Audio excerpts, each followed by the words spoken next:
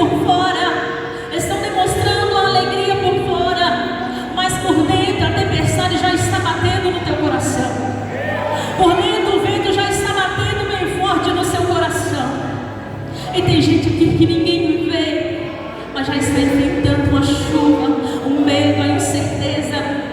E a pergunta que eu tenho para a igreja nesta noite não é se a tempestade vem, porque ela vem, mas a pergunta é: a sua estrutura aguenta? A pergunta nesta noite é: aonde está alicerçada a sua estrutura? Nós vamos ver que o Senhor, Ele começa a falar para aquele povo, e antes dele falar dessa casa na rocha, o Senhor começa a pregar para aquele povo o maior sermão da história. Ele, aleluias, ele ensinou sobre o verdadeiro caráter de quem pertence ao reino de Deus, que é a humildade, a misericórdia, a pureza, a oração sincera, a confiança em Deus, o amor ao próximo e a obediência. E depois que Jesus termina de falar tudo aquilo, ele começa a falar sobre a edificação daquelas casas. E nós vamos ver aqui que o Senhor, ele monta ali aquele cenário, e o Senhor nos mostra a diferença daquele que está alicerçado nele e daquele que não está alicerçado. O Senhor vai nos falar sobre duas casas, dois homens, dois construtores.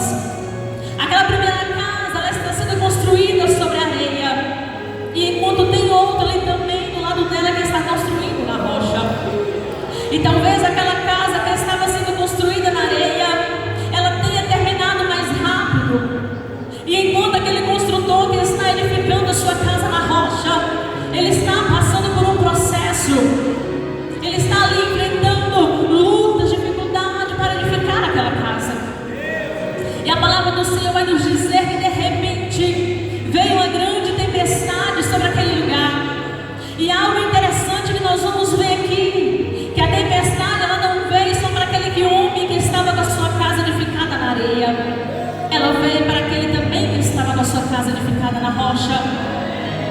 E eu já quero aqui falar para a igreja nesta noite, talvez nós tenhamos olhado que a tempestade tem vindo sobre as nossas vidas, e talvez você tenha questionado ao Senhor dizendo: Senhor, mas eu sou o teu servo, Senhor.